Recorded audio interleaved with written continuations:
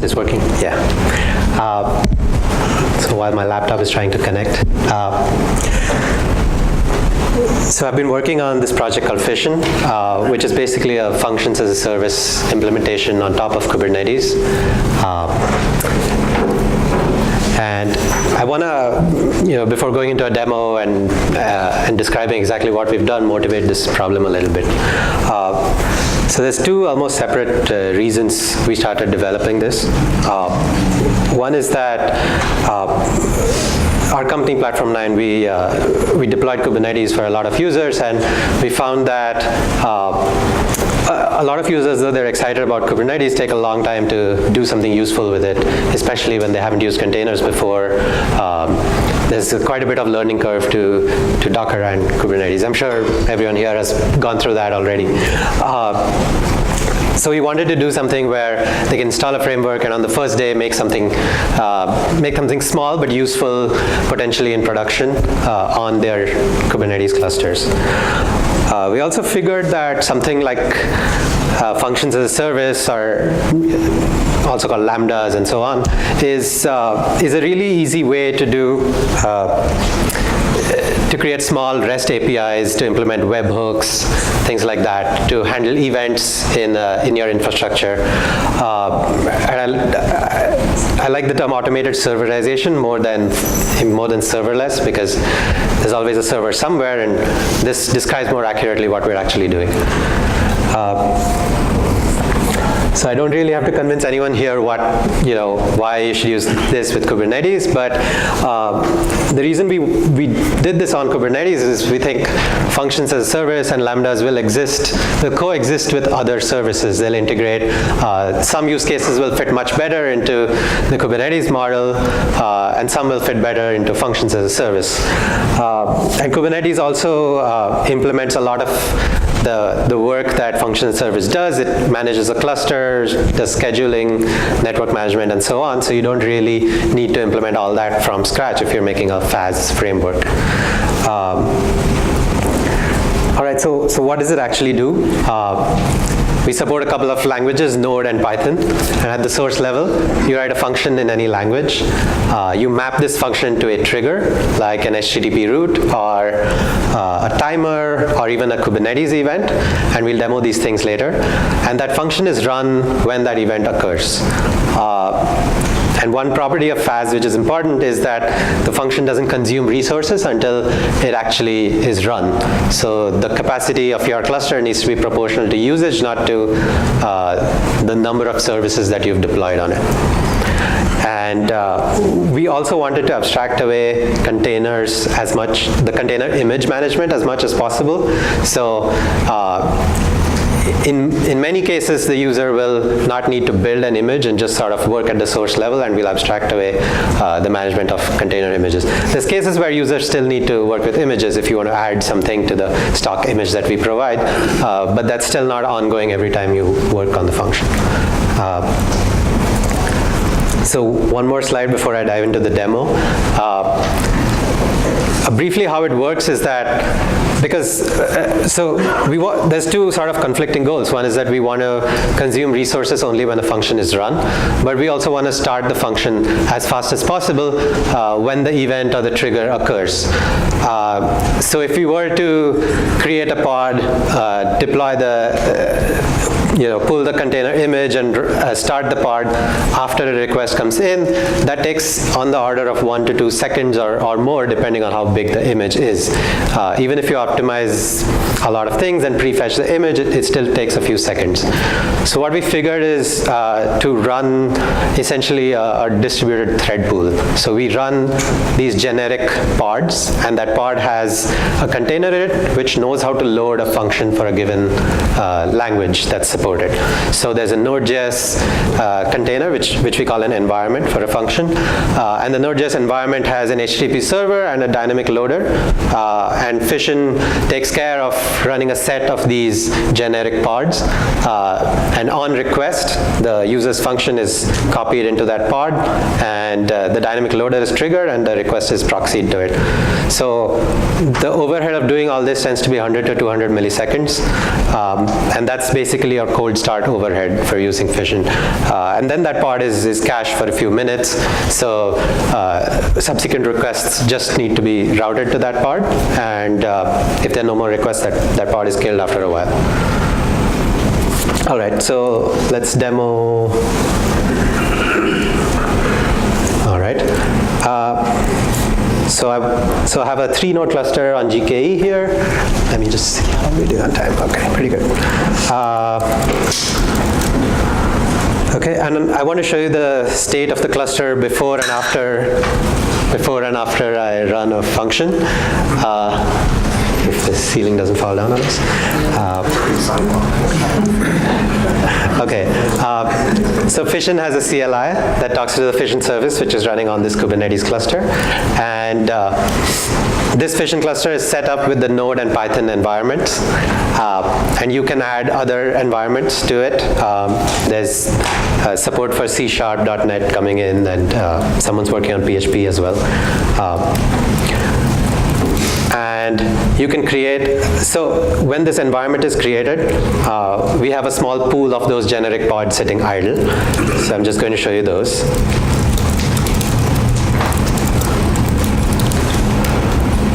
Okay, so there's 3 Node.js pods. So that, and let's create a simple function that just returns hello world, and have it use the Node.js environment.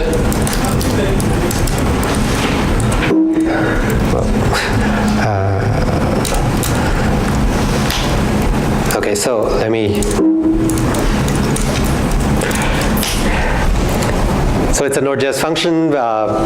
It simply outputs hello world. There's a can anyone see that? Can people read that thing? Okay. Yeah.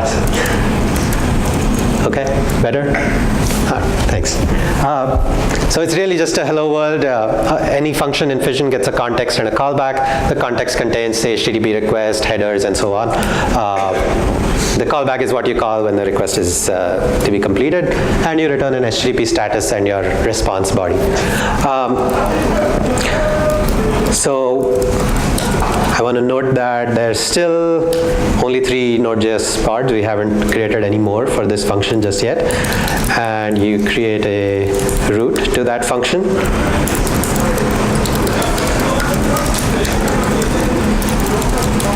So a get on the /hello URL will be routed to that function. And so we're ready to actually run the thing.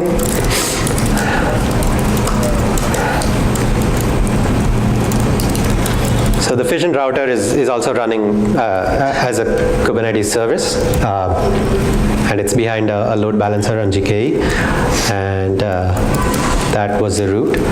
So we'll run it twice.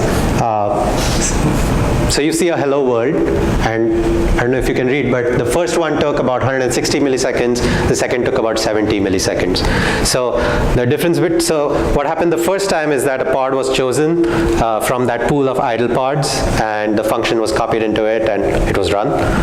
And the second one just reused the pod, so it was a little bit faster. And the difference between those is the overhead of doing cold starts.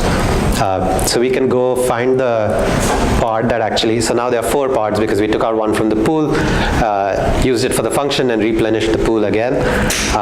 We can also go find, and the reason I'm showing you this is to show that you can use existing tooling that you have on your cluster to work with these function deployments. So for example, this GKE cluster has Stackdriver logging enabled. So if you want to find the logs of the function, you can just go there because the function just runs in a simple pod. So there's nothing different that you have to do just because you're using functions as a service. If you're doing monitoring for pods, and you can use all that stuff with Fission itself. Okay, so that's the hello world. Another thing we do is that, so these are HTTP events. We also support the ability to listen to Kubernetes watches. So a Kubernetes watch, for those not familiar, is a way to look at a set of resources and maybe a set of pods with a certain label in a certain namespace and get an update every time that set has an addition, a deletion, or something in that set changes. So we figured that this is a good thing to have hooks into so that you can, for example, run a function anytime someone creates an externally visible service on your cluster. Maybe you want to glue it into some existing infrastructure that you have in your environment. So I'm going to demo that. So what I have here is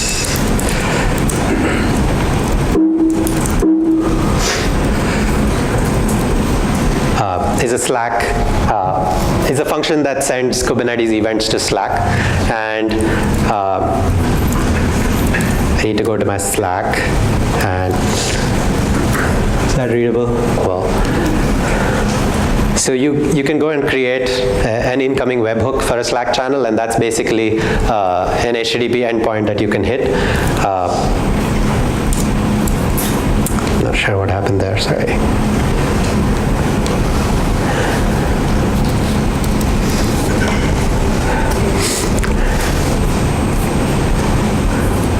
Give me a second.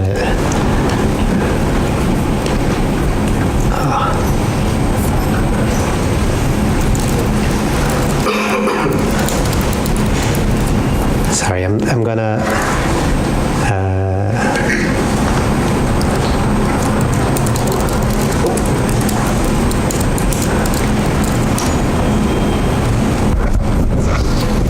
oh, it seems I already have this.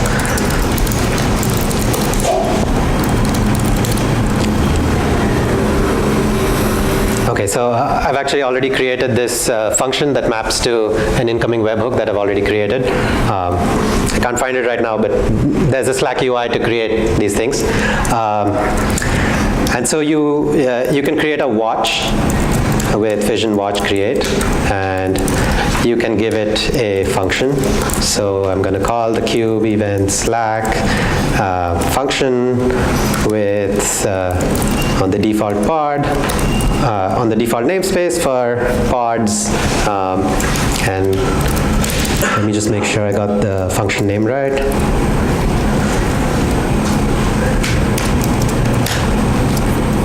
Yeah. So we've created a watch that calls this function whenever you create a pod in the default namespace.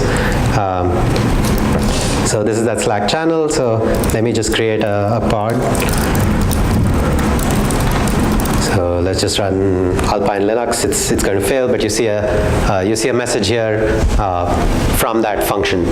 So what happened here is the kube watcher noticed that it created a watch according to the Fission watch that was created, and it instantiated that function into a pod because I just created a pod in the default namespace. And similarly, you can watch services and so on. And the Slack example is just for a demo, but you could use it, for example, to create DNS mappings in your environment for a new service or something like that.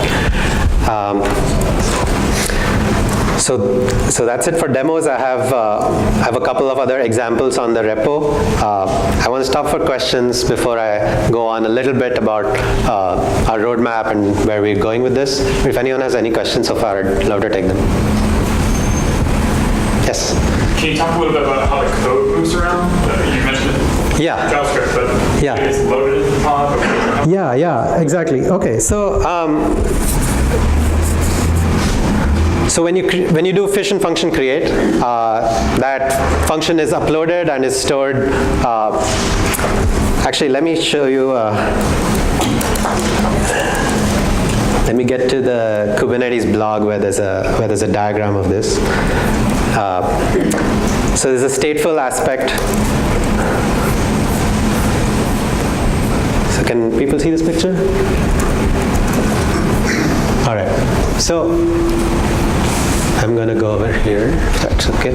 Okay, so the Fission CLI uploads a function to the controller, which is mapped to a persistent volume and stores your function over there. So when a function is created, it's just stored over there. And when that request occurs, the router checks its cache. If there's nothing there, it talks to the pool manager. So this talks to this and requests a pod for the function. And the pool manager is what does the moving around of is what triggers the moving around of the function. It picks a pod, the generic pod. Now, there's two containers running inside that pod. One is language specific and doesn't know anything about Fission, and the other is Fission specific and language independent. So it's basically a sidecar container that knows how to transport the code and share it on a volume with the language specific container. So for example, the Node.js pod mounts a volume and there's a sidecar container. The pool manager pokes that sidecar. It's listening on a certain port and tells it to fetch the function. That pod talks to the controller, grabs the function from there, and the pool manager then pokes the dynamic loader in the language specific container. Does that answer your question? Okay, yes. So when you put these things in a persistent volume, maybe there. Yeah, sorry. So when you put these things in a persistent volume, Yeah. you're not really, the functions aren't really coming from a Docker repo. I mean, so one of the things we do in the container space is we have these immutable images. Yes. But since you're dynamically loading things, and you Right. seem to be bypassing all of the infrastructure for the repositories. Right. So The actual question is, are you going to change things so that you can actually use the repo for the functions? okay, so I want to clarify one thing is that the function does have an immutable nature, which is whenever you update the function, it gets a different ID, and you can map a root to a function's, not just a function's name, but also its ID. So you can use you do have the notion of something immutable in there. That's one thing. We do want to add better support for integrating with Git and maybe other version control systems, either by being a Git remote or by having a webhook that you can poke from, a post commit hook from GitHub or whatever. But if you imagine we had a CI/CD framework running, which was scanning the repos rather than scanning GitHub. And I know you're trying to upload source, but in general, we're doing security checks and we're doing audit checks. And a whole chain. So those would run before you. But right now they're integrated with repos. They don't happen at the GitHub level. They happen at the repo level. At the container repo level? Okay. Understand? Yes. So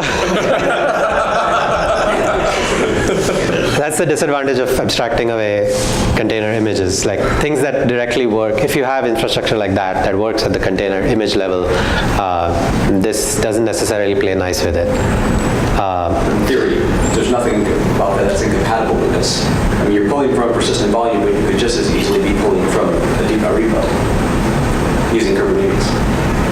I could be pulling. Yes, but so we did try that. The cold start does go to a few seconds. A few people have asked for, working with images directly. That gets pretty close to just saying kubectl run. So you may not need all this infrastructure if you just want to invoke images. Kubernetes is pretty good at, sorry? That's correct. Yeah, so there is still some resource utilization advantages because we could, kill it. We could track requests and how often they're made and kill it. I'm not super opinionated about whether or not we should support images. We're sort of watching for users and what they do. It's not that the image itself has the value, it's the other infrastructure around images, right? We have to duplicate this. We have to duplicate all of it for this. This is effectively a new type of repo. Yeah.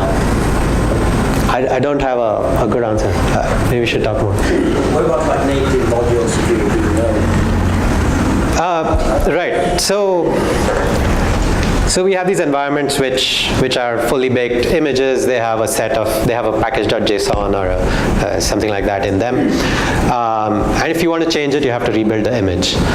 So the environment image comes with instructions saying, oh, if you want to add anything to this image, do this, create the image, upload it to your repo, and you can do a Fission environment create. And that one does work at the image level, obviously. So that's how users create customized images. So a native module or any native binary that's called from a Node or Python app, that's how you would use it. And I suppose you could do some of the image level stuff on environment images.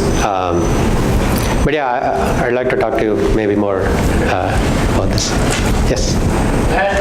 Maybe a related question coming at it from a different angle. Yeah. It's like, one aspect of, the serverless or functions as a service or whatever, it's like, oh, you'll have to write a function.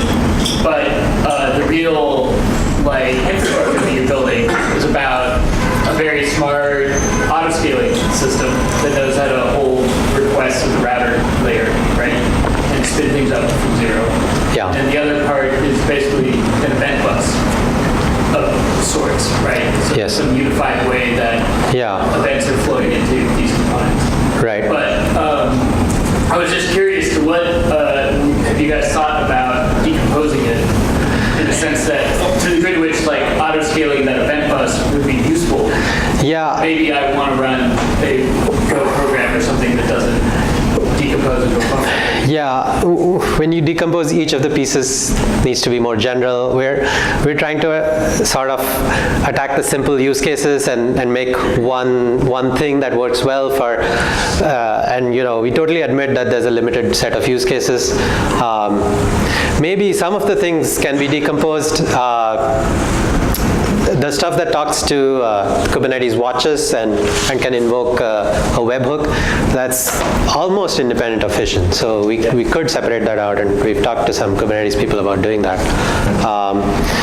But yeah, I mean, we're open to decomposing it, but we want to keep the simple cases simple. So yeah. So I think I have a few minutes left. I can go back to a little bit about our roadmap.